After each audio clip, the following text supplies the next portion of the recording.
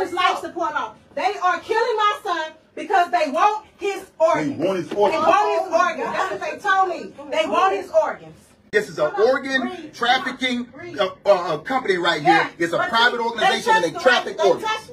Hi guys, welcome back to our channel. In case you're new here, my name is Maren and I'm Maureen. Yeah, so in today's episode we're going to be reacting to a video that was sent to us by one of our subscribers who was requesting that we feature this story on our channel. Yeah, so this video is of a 19-year-old boy who was hospitalized, and his parents accused the hospital where he was in of allegedly trying to unalive him so that they could harvest his organs. Right, and these cases seem to be happening too oftenly. And the question we're asking today, guys, is what can be done in these type of situations? But we don't want to talk a lot. Let's watch this video and then we come back and talk about it. Remember, if you have any opinion, please leave it on the comment section. And if you've not subscribed, please consider doing so. Let's watch and then we come back and talk about it. Former player Terence Howard, 19, a graduate of Ridge Point High School in Missouri City, former University of Alabama student, was moving his belongings from Alabama to Durham when he was involved in a traffic accident. After exiting his vehicle to check on the other motorist, he was struck by a car. Howard was looking forward to a new football season at a new school. Those plans changed when he got into a minor car crash on I-85 near Salisbury, North Carolina, early Monday morning during a storm. According to his family, he got out of his car to check on the occupants of the other vehicle. After ensuring they were all right, turned around and was hit by another passing vehicle. Howard's family says he suffered life-threatening injuries, including massive brain trauma, and is currently on a ventilator. This is where things hit a wrong turn. The family expressed their desire to transfer Howard back to Houston for better medical care and to be closer to them. After 2 weeks of waiting for medical records to facilitate his transfer to a better hospital, they finally received the records. However, minutes later, they noticed his heart rate drop and alleged that doctors at Atrium Health Carolina's medical center in Charlotte administered something dangerous through his IV.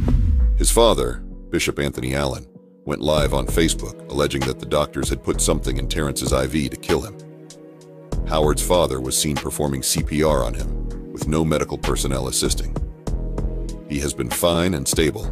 The moment we got ready to get him out of here and transfer him, they interfered. As soon as we got the medical records to give over to the doctors, they had somebody come in here and put something in his IV.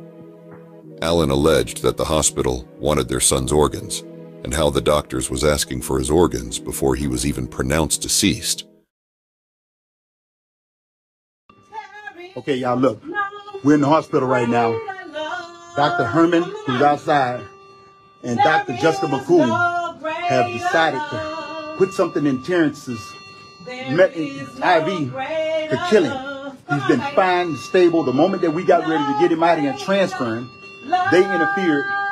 And as soon as we got the medical records to give over to the doctors, they came and had somebody come in here and put something in his line. Dr. Jessica McCool, Dr. Herman of this hospital, which is Carolina's Medical Center, Atrium here in North Carolina.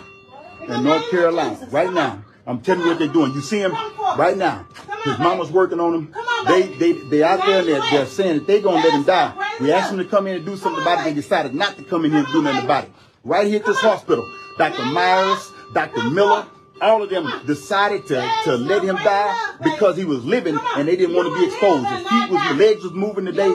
Everything was moving on him today, legs and everything.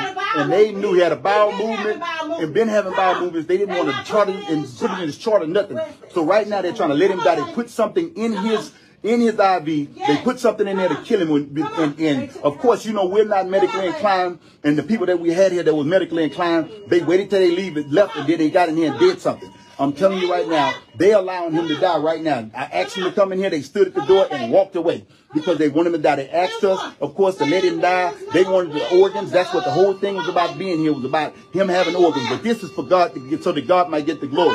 Even if it's to the point where they are the ones that's getting sued, that's being exposed. Whichever way it is, they're the ones that did it. I'm telling you right now, his mama's over there pumping him. His mama's trying to bring him back to life right now because they are right now here at the hospital right now. We're right here at Carolina's Medical Center right now in Charlotte, Carolina, North Carolina. Dr. Magoo. It's what's her name? Dr. Jessica Magoo. Come on, honey. Yeah. Come on. Yeah. Come on, Emmanuel. Come forth. Come forth, baby. Come on. Hallelujah. For your glory, God. For your glory. For your glory. For your glory. You have the power. Come on, you got to get your revenge back. Because we could tread on serpents. They're going to bruise your heel, but you're going to take off their head. Come on, this is for the glory of God. Come on, this is the kingdom business. Lord, you do it. Have your way, Holy Spirit. You are welcome in this place. We are not bowing. We're not bending to these snakes and these devils. They done got exposed. Y'all touched the right one, but you didn't know you touched them the wrong way. Touch not mine anointed to do my prophet no harm. Yeah, come on, baby. Emmanuel, come forth. Come on, there's no greater love. Come on. Come on, baby. Come on. Come on, Pop. Come on. Do it. Do it. Come on. Come on. Come on, son. Come on. Come on, son. Come on. Come on. Come on, son. They trying to kill you. Come on, son. Come on. We're in Charlotte, North Carolina. We're at the Carolinas. Don't get distracted. Come on, baby. Come on. This is for the kingdom. Come on. Get that. Grab you, breathe up, going on and share it. Breathe. Go use your hotspot and come on. Breathe. You call your sister? Did you tell your sister? Yeah, hold on. Call you back. Come on. Come on. Put your hands Bishop Anthony. Throw it up. Come on. Throw it up. Come on. Yeah, come on. You drink any poisonous thing, it will not harm you. Come on, son. Come on. Come on. Come on. Come on. Come on. Okay. Come on, son. Come on. Come on. Come on. Come on. Come on. Come on, son. Come on. Come on. Come on. Come on. Come on. Come on. Come on. Come on. Let's go, son. Let's go. Yeah. Let's go, son. Let's go. Let's go. Fight through. Come on. Go on Facebook and go to my dad's Facebook and share the live. Come on. He's auntie. They not brother. You're doing it out. She walked away. I want to speak to you guys. Who is it? The family's listening, sir. Okay. Hello.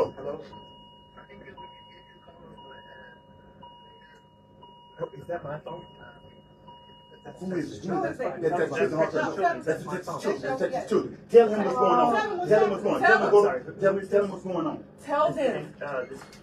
We've been trying to get him out of They here. won't come in here. We've been trying to get him out of here. They have constantly neglected him. I have been calm until now. I have been trying to understand what they're saying, understand my parents' frustration, and I'm trying to tell you they're deliberately in here. I watched him come here and pump something in my brother's stuff. He came and pumped something in here 2 times. Show Facebook that they cut the system off. They They cut the system off. They turned his life support off. They are killing my son because they want his organs. They want his They organs. want his organs. That's what they told me. They want his organs. They are intentionally. They have. Now they turned off. Now they turned off the life support. Now they turned the life support off. As you can see, Terence's parents were giving him CPR. Moments later, the police arrived and attempted to escort the family out of the room, stating they had to leave the premises.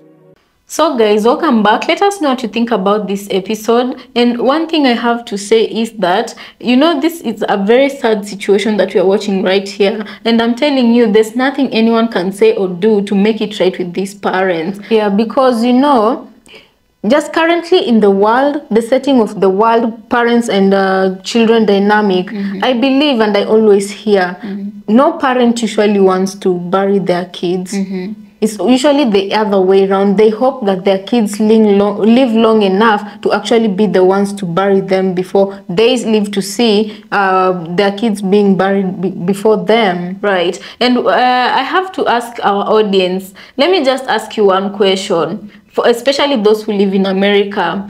Can these parents sue, being that they have a recording, although they don't have the action where the nurse was injecting into the son's IV, and then before he was unalived? Yeah. But can they sue because they have a chronological order of events? Yeah, because what they kept insisting was that when the son was admitted to this particular hospital, there was a lot of negligence when dealing with his case. And then also Maren, they said that when they started the process of transferring the boy from that hospital to a hospital in Houston where they could better take care of him, the hospital was a bit hesitant in granting them the transfer forms. But when they finally did, the boy was stable at the point. When they finally did, the nurse came and injected something in the boy's IV twice, and then he started becoming unstable. And when they were calling for help from the doctors who were attending to the boy, nobody wanted to come in the room. It's like they were waiting for him to be unalived in order, And you guys keep in mind, before all this happened, the hospital had asked the parents if they could donate the kid's organ to the hospital, and this being that the boy was not yet dead. So you guys imagine a very healthy young man, a very healthy young athletic black man, because you guys, we know that black people normally dominate on world stage when it comes to sports and they are very else. good. So for this reason alone, you're seen as very, very healthy, right? And you are seen as a very good prospect when it comes to organ donations. But my question is, guys, if this was a palm-colored family, right, would they have received the same treatment? Because let me just tell you this is not the whole entire video, but we couldn't play it due to copyright issues. But from the whole, if you can find it, go look for it. From the whole video, there's a place where the parents are speaking and they're saying when they tried calling for help from the hospital, they could hear them laughing. Imagine you're laughing at parents who are going through this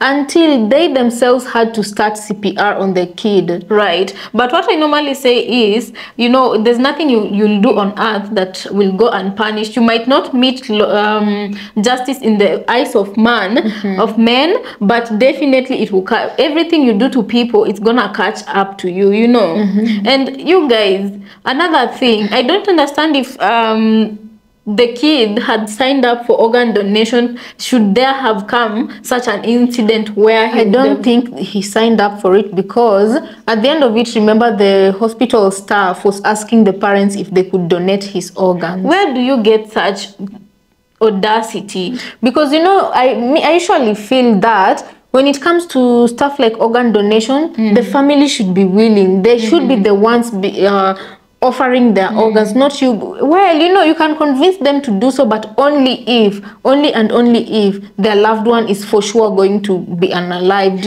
And does it mean for these people who are doing this to this family, for those medical practitioners who are doing this to this family, do you mean because your actions were giving, the life of the person you're going to give these organs was more important than this kid? Right. So I would like to know, only that, records can't be published publicly, but I would like to know whoever it was who was going to benefit from the organs of this young man, and that made them have the audacity to kill him to unalive him in front of his family. Yeah, and the interesting part is, I don't know how it works, guys, in America. You can let us know. When people go to donate organs, I believe that maybe there might be a compensation, but most cases you just donate. That's why it's called a donation, But how sure are we the hospital actually gives these organs for free? They sell them. I feel like they sell them, and that's why you have this many cases of them intentionally unaliving their patients in order to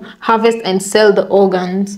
What do you think? That's just my presumption. It's not facts. Yeah, these are really sad situations, guys. Let us know what you think about this in the comment section. To be honest, I don't know the kind of injustice that because this is just one black family. So can you imagine the ones that don't get to record, that are very too emotional to even get to record their own accounts? And worse off if it is a poor black family. Now that I feel like they wouldn't even get any justice. Because Right. I understand the father of this guy was a bishop, you know. So at least maybe he has a support system where if they demand for justice, it might get somewhere. But imagine if how many black families that are below, you know, how can they fight such situations or cases? And then, guys, when you talk about you know, institutionalized racism, when you talk about the situations where, you know,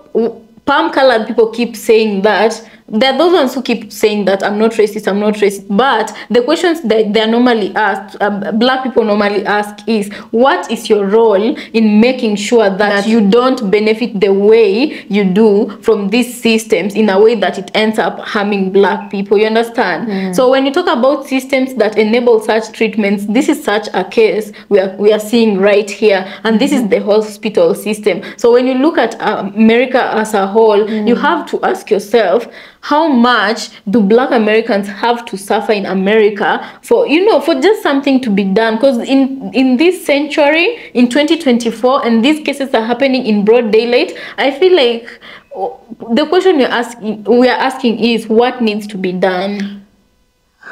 I kind of have an idea of what needs to be done, although it will be met with a lot of sabotage, you know, and why palm-colored people, they will use people who look like us to sabotage ourselves. But if we can manage to get past this, for black people to start building their own hospitals, their own schools, and teach their own history, you know. But I do understand that there are also hospitals which are owned by black people. Although, but you know, such in comparison to the white, you know, system, I feel like we need to have more of those.